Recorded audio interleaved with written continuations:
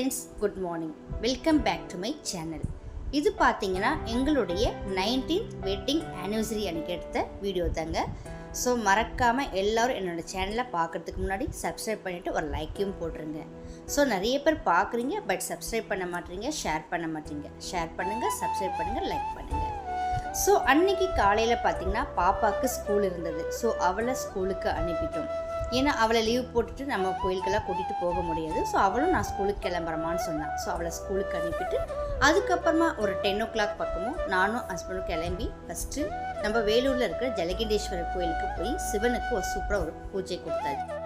காலையில் ஒரு 8:30 பக்கமாகவே தங்கச்சி வீட்டிலேருந்து ஃபோன் வந்தது. தங்கச்சி ஹஸ்பண்டும் ஃபோன் பண்ணி எங்களுக்கு விஷ் பண்ணிவிட்டு ஈவினிங் ஒரு 7 o'clock பக்கம் வீட்டுக்கு வரும், கேக் வாங்கி எடுத்துகிட்டு வரோம், எங்கேயும் போயிடாதீங்கன்னு சொல்லிட்டு வச்சுட்டாங்க. ஸோ அதனால் அவங்க வரத்துக்குள்ளே நம்ம கோயிலுக்கு போயிட்டு வரோம்னு பிளான் பண்ணி தான் நம்ம கோயிலுக்கு கிளம்பணும். ஸோ கோட்டையில் இருக்கிற ஜலகண்டேஸ்வரர் கோயிலில் போய் சிவனை பார்த்துட்டு அதுக்கப்புறமா பொன்னையில் இருக்கிற அங்காள பரமேஸ்வரி கோயிலுக்கும் போயிட்டு வந்துடலான்னு ஒரு பிளான் பண்ணி வச்சுருந்தோம். ஸோ ஈவினிங் 7 o'clock தான் வருவாங்க அவங்க. ஸோ பாப்பாவும் ஸ்கூல் போயிட்டு வரத்துக்கு 5 o'clock ஆகும். ஸோ அதுக்கு முன்னாடி நம்ம இந்த 2 கோயிலுக்கும் போயிட்டு வந்துடலான்னு பிளான் பண்ணி பைக்கிலேயே கிளம்பியாச்சு. பொன்னையில் இருக்கிற அங்காள பரமேஸ்வரி கோயில் வந்து இங்கேருந்து பார்த்திங்கன்னா 30 kilometer ஆகும். ஸோ இருந்தாலும் பரவாயில்ல அப்படின்ட்டு கிளம்பியாச்சு. இங்கே சிவனை பார்த்துட்டு நல்லா தரிசனம்லாம் முடிச்சுட்டு நான் காலையில் கொஞ்சம் சாப்பிடாமல் வந்துட்டேன். ஸோ ஒரு டீயும் ஒரு வடையை மட்டும் சாப்பிட்டு அதுக்கப்புறம் பைக்கில் ஏறி உட்காந்தாச்சு. அன்னைக்குன்னு பார்த்து செம்ம வெயில். எப்பவுமே கிளைமேட் வந்து கொஞ்சம் நல்லா கூலிங்காக இருக்கும். அன்றைக்கி நல்ல வெயில் இருந்தாலும் பரவாயில்ல, முடிவு பண்ணாச்சு அங்காள பரமேஸ்வரியும் போய் பார்த்துட்டு வந்துடலான்ட்டு கிளம்ப ஆரம்பிச்சிட்டோம். பைக்லேயே இங்கேருந்து நாங்கள் கிளம்பணும். ஆனால் சூப்பர் கோயிலுங்க. நாங்கள் போய் பார்த்த வரைக்கும் பார்த்திங்கன்னா சூப்பர் கோயில். அது வந்து பொன்னையில் இருக்குது. ஸோ வள்ளிமலை ரோட்லேயே ஸ்ட்ரைட்டாக போகலாம், நம்ம விஐடி ரோட் பக்கமும் போகலாம். ஸோ 2 ரூட்டும் இருக்குது. நாங்கள் வந்து எங்களுக்கு தெரியாமல் விஐடி ரூட்டில் போயிட்டோம். கொஞ்சம் லாங் ஆகிடுச்சு.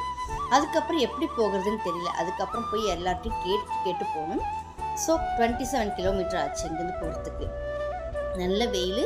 ஸோ போகிற வழியில் அங்கங்கே இறங்கி ஒரு ஜூஸும் டீயும் குடிச்சிட்டு அப்படியே கிளம்பியாச்சு.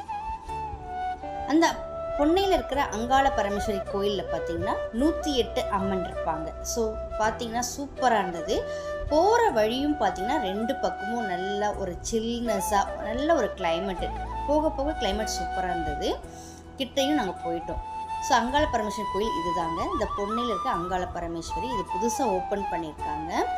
இங்கே வந்து என்ன ஸ்பெஷல் பார்த்திங்கன்னா இங்கே வந்து தேங்காயெல்லாம் வச்சுருந்தாங்க. நிறைய இந்த குப்பரை தேங்காய் மாதிரி கட்டி வச்சுருந்தாங்க அவங்க.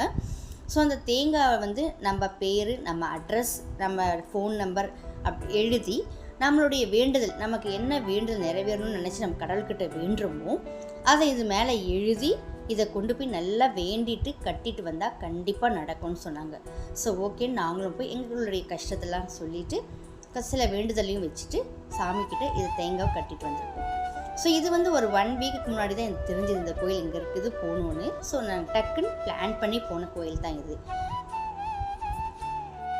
இங்கே பார்த்தீங்கன்னா போனோடனே என்டர்லேயே இந்த தேங்காயெலாம் வச்சுருக்குறாங்க. ஸோ அவங்கவே கிளியராக எல்லாமே நமக்கு டீட்டெயிலாக சொல்கிறாங்க. ஸோ இங்கே வந்து 108 அம்மன் இருந்தாங்க. பார்க்கவே அவ்வளோ சூப்பராக அருமையாக இருந்தது. ஸோ வீடியோ வந்து உள்ளே எடுக்கக்கூடாதுன்னு சொல்லிட்டாங்க. ஸோ நான் வந்து வெளியே அவுட்டரில் மட்டும் வீடியோ முடிஞ்ச அளவுக்கு எடுத்துருக்கிறேன். ஸோ பெருசாக ஒரு அம்மன் சிலை வர வச்சுருந்தாங்க, பார்க்கவே அருமை. அதை மட்டும் நான் வீடியோ கவர் பண்ணிக்கிட்டேன். நாங்களும் எங்கள் கஷ்டத்தெல்லாம் சொல்லிவிட்டு சாமிக்கிட்ட முறையிட்டுட்டு நிறைய வேண்டுதல் வச்சுட்டு அதுக்கப்புறம் அங்கேருந்து கிளம்பிட்டோம். ஆக்சுவலாக அங்கேருந்து கிளம்பும்போது பார்த்திங்கன்னா கரெக்டாக டைம் வந்து 1:30 ஆச்சு. நல்ல வெயில். ஸோ இருந்தாலும் வீட்டுக்கு போனால் வீட்டில் அப்படியே வேலையை போட்டு வந்திருக்கேன். காலையில் எழுந்திரிச்சு பாப்பாவை அனுப்பிட்டு அதுக்கப்புறமா குளிச்சு நான் கிளம்பி வந்ததோடு சரி. வீட்டில் போனால் அவ்வளோ வேலை இருக்குது. ஈவினிங் வர தங்கச்சி வீட்டிலேருந்து வரேன்ருக்காங்க. அவங்களுக்கு நைட்டுக்கு டின்னர் ரெடி பண்ணணும். ஸோ டக்குன்னு கிளம்பி நாங்கள் வர ஆரம்பிச்சிட்டோம். வீட்டில் வந்து 1 by 1 எல்லா வேலையும் முடிச்சுட்டு அதுக்கப்புறமா வீடெல்லாம் க்ளீன் பண்ண ஆரம்பிச்சிட்டேன். அதுக்கப்புறம் ஹஸ்பண்ட் சொன்னாங்க, சரி இதுக்கப்புறமா நீ நைட்டுக்கு டின்னர்லாம் வீட்டில் செஞ்சுட்டு இருந்தால் டைம் ஆகிடும், வெளியே வந்து ஹோட்டலில் எதனா ஆர்டர் பண்ணிக்கலான்னு சொல்லிட்டு பிரியாணி, சிக்கன் பிரியாணி, சிக்கன் 65, தயிர், கத்திரிக்காய் இது மாதிரி ஆர்டர் பண்ணி SBR ஹோட்டலில் ஆர்டர் பண்ணிட்டோம். தங்கச்சி வீட்டிலேருந்து வந்துட்டாங்க. ஃபஸ்ட்டு தங்கச்சி பசங்களும் முன்னாடி வந்துட்டாங்க. வந்தோன்னே அவங்களுக்கு பசங்களுக்கு மில்க் ஷேக் ரெடி பண்ணி கொடுத்துட்டு அவளுக்கு ஒரு காஃபி போட்டு கொடுத்துட்டு அதுக்கப்புறம் நானும் ஒரு காஃபி குடிச்சிட்டு எல்லாத்தையும் ரெடி பண்ணி வச்சுருந்தோம். ஆக்சுவலாக கேக் கட் பண்ணது தங்கச்சி வீட்டில் தான், நாங்கள் கிடையாது. அவங்க வாங்கிட்டு வந்து அவங்களே கட் பண்ணிட்டாங்க. ஸோ அவங்களுக்கு டின்னர் மட்டும் ரெடி பண்ணிடலான்னு பக்கத்தில் இருக்க எஸ்பிஆர் ஹோட்டலில் சிக்கன் பிரியாணி, தயிர், ரைத்தா, சிக்கன் 65 ரெடி பண்ணியிருந்தோம். கூடவே 2 குஸ்கா அதிகமாக வாங்கிக்கிட்டேன். ஒரு வேளை ரைஸ் பத்தலைனா மேனேஜ் பண்ணி சாப்பிட்டுக்கலான்னு. நான் அன்றைக்கி வந்து வீட்டில் செய்கிற மாதிரி தான் பிளான் பண்ணியிருந்தேன். பட் என்னால் வீட்டில் செய்யறதுக்கு டைம் இல்லை. கோயிலுக்கும் போயிட்டு வந்துட்டு இதை செஞ்சுட்டு இருந்தால் ரொம்ப டைம் ஆகிடும். வெளியே வாங்கிக்கலான்னு சொல்லியாச்சு. ஸோ பசங்களும் நல்ல இந்த மாதிரி என்றைக்காவது ஒரு நாள் பசங்க எல்லாம் ஒன்றா சேரும்போது செம்ம என்ஜாய்மெண்ட் பண்ணுவாங்க. அதுவே எங்கள் தம்பி பசங்க வந்துட்டாங்கன்னா இன்னும் நல்லாயிருக்கும். ஸோ இன்றைக்கி அவங்க 2 பசங்களும் ரொம்ப என் பையனும் சரி, என் பொண்ணும் சரி, என் தங்கச்சி பசங்களும் ரொம்ப மிஸ் பண்ணுறாங்க. என் தம்பி பசங்களை பக்கத்தில் இருந்தால் வந்துடுவாங்க. அவங்க வந்து ஊட்டியில் இருக்கிறதுனால வர முடியாது. அவங்களால இயர்லி ஒன்ஸ் தான் வர முடியும். அதுக்கப்புறம் கேக்கும் வாங்கிட்டு வந்துட்டாங்க. ஸோ இதுதான் என் தங்கச்சி எனக்கு கொடுத்த வெட்டிங் ஆனிவர்சரி கேக்குங்க. 19th எங்களோட 19th வெட்டிங் ஆனிவர்சரி. ஸோ இந்த 19th அதாவது இந்த 19 வருஷத்தை நான் ரொம்ப எப்படி கடவுளுடைய ஆசீர்வாதத்தால் நாங்கள் நல்லபடி கடந்து வந்துட்டோம். இதுக்கப்புறமும் கடக்கிற ஒவ்வொரு நாளும் கடவுளோட ஆசீர்வாதத்தால் நாங்கள் நல்லபடி கடந்து போவோம்னு நினைக்கிறேன். ஸோ அன்னைக்கு என் தங்கச்சி நல்லா விஷ் பண்ணிவிட்டு ஸோ ஓகே சூப்பர்ன்ட்டு கேக் கட் பண்ண ஆரம்பித்தாங்க. கேக் ரொம்ப சூப்பராக இருந்தது. அதோடைய ஷேப் அதாவது ஒரு ஆர்டிஸ்ட் ஷேப்பில் இருந்தது. அதில் வந்து 19th wedding anniversary Uma Maheswari நவிக்கலன்னு போட்டு என் தங்கச்சி ஹஸ்பண்டும் வாங்கிட்டு வந்திருந்தாங்க. இது வந்து எங்களுக்கு ஒரு ஷாக்கு தான். திடீர்னு அவங்க சொன்னாங்க நாங்கள் கேக் வாங்கிட்டு வந்து உங்களுக்கு கட் பண்ணுறோம் அப்படின்னு. ஸோ வாங்கிட்டு வந்து கேக்கும் கட் பண்ண ஆரம்பித்தாச்சு. கேக் கட் பண்ணும்போது குட்டீஸ் எல்லாம் கையை பிடிச்சி கட் பண்ணோம். கேக் பார்த்திங்கன்னா பிளாக் ஃபாரஸ்ட் தான். பக்கத்தில் கேக்கு பத்தாதுன்னு ஸ்வீட் வேறு வாங்கிட்டு வந்திருந்தாங்க. ஒரு பர்த்டேக்கு வாங்குற மாதிரி ஒரு பேக் ஃபுல்லாக ஸ்வீட் வாங்கிட்டு வந்திருந்தாங்க. ஸோ கேக்கெல்லாம் கட் பண்ணிவிட்டு கேக் வந்து அவ்வளோவா யாரும் சாப்பிடல. ஏன்னா வந்து நைட்டு 8 o'clock பக்கம் ஆகிடுச்சு. ஸோ கேக் சாப்பிட்டா நைட்டு டின்னர் சாப்பிட பிரியாணி சாப்பிட்றதுக்கு வயிற்றில் இடம் இருக்காதுன்ட்டு கேக்கு மெதுவாக சாப்பிட்டுக்குன்னு ஒரு வாய் தான் கொடுத்துட்டு அதுக்கப்புறம் வந்து நைட்டுக்கு டின்னர் வந்து கொடுக்க ஆரம்பிச்சிட்டேன். எப்போவுமே வீட்டில் வந்து இந்த மாதிரி ஃபங்க்ஷன் டைம்லேயோ இல்லை பர்த்டே செலிப்ரேஷன் டைம்லேயோ சமைக்க முடியாத நேரத்தில் நான் மோஸ்ட்லி வீட்டில் சமைச்சிருவேன். பட் என்னால் சமைக்க முடியாத நேரத்தில் பக்கத்தில் இருக்க அதாவது இந்த காட்பாடியில் இருக்க எஸ்பிஆர் ஹோட்டலில் தான் ஆர்டர் பண்ணுவோம். செம்ம டேஸ்ட்டாக இருக்கும். அது என்ன தெரியல, இங்கே எஸ்பிஆர் ஹோட்டல்லையே நல்லா செட் ஆகிடுச்சு. பிரியாணியும் சரி, சிக்கன் 65, தயிர் இது எல்லாமே ரொம்ப சூப்பராக இருக்குங்க. ஸோ அன்றைக்கி அப்படி தான் சூப்பராக கேக்கெல்லாம் கட் பண்ணிட்டு பாட்டெல்லாம் போட்டு குட்டி பசங்க சும்மா எங்களை கலாச்சிக்கிட்டு இருந்ததுங்க பசங்க. அதுக்கப்புறமா நைட்டுக்கு டைம் ஆனதுனால பசங்களுக்கு சாப்பாடு கொடுக்க ஆரம்பிச்சிட்டேன். சாப்பிடும்போதே பசங்க செம்ம டேஸ்ட்டாக இருக்குது பெரியம்மா, சூப்பராக இருக்குதுன்னு பாப்பா வேறு எங்களை ரொம்ப கலாச்சிக்கிட்டே இருந்தா. அதுக்கப்புறம் பசங்க சாப்பிட்டுன்னு பசங்களுக்கு ஃபஸ்ட்டு சாப்பாடு கொடுக்க ஆரம்பித்தாச்சு.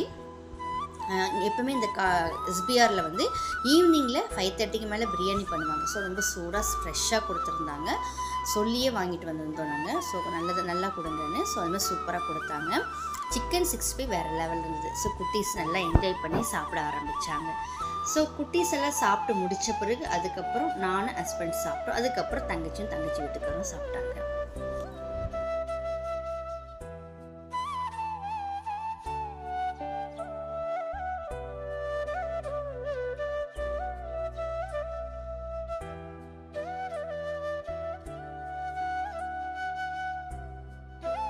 இந்த மாதிரி சின்ன பர்த்டே பார்ட்டி, ஃபங்க்ஷன், ஃபெஸ்டிவல் டைமில் என் பையனை நான் ரொம்ப மிஸ் பண்ணுவேங்க.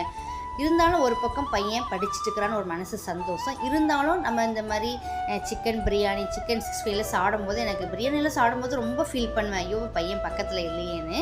ஸோ இருந்தாலும் அவனுக்கு வந்து அன்றைக்கி வந்து வீடியோ காலில் வர வச்சு அவனை நாங்கள் கேக் கட் பண்ணுறதெல்லாம் காமிச்சோம். அவனும் வீடியோ காலில் வந்து பார்த்துட்டு விஷ் பண்ணான். ஸோ ஓகேம்மா எல்லாம் என்ஜாய் பண்ணுங்கன்னு சொல்லிட்டு அவன் கட் பண்ணிட்டான். ஸோ இருந்தாலும் கொஞ்சம் மனசில் ஒரு பக்கம் பையன் இந்த மாதிரி டைம்லலாம் கூட இல்லையேன்னு மனசு கொஞ்சம் கஷ்டமாக தான் இருக்கணும். ஸோ இருந்தாலும் படிச்சுட்டு இருக்கிறாள். ஸோ அந்த ஒரு ஹாப்பினஸோட அந்த டே எங்களுக்கு இப்படி தாங்க போச்சு. ஸோ இந்த 19th வெட்டிங் டே ஆனிவர்சரி வந்து சூப்பராக போச்சு. ஸோ இந்த வீடியோ உங்களுக்கு பிடிச்சிருந்தா லைக் பண்ணுங்கள், ஷேர் பண்ணுங்கள், மறக்காமல் சப்ஸ்கிரைப் பண்ணி பாருங்கள். தேங்க்ஸ் ஃபார் வாட்சிங். பை.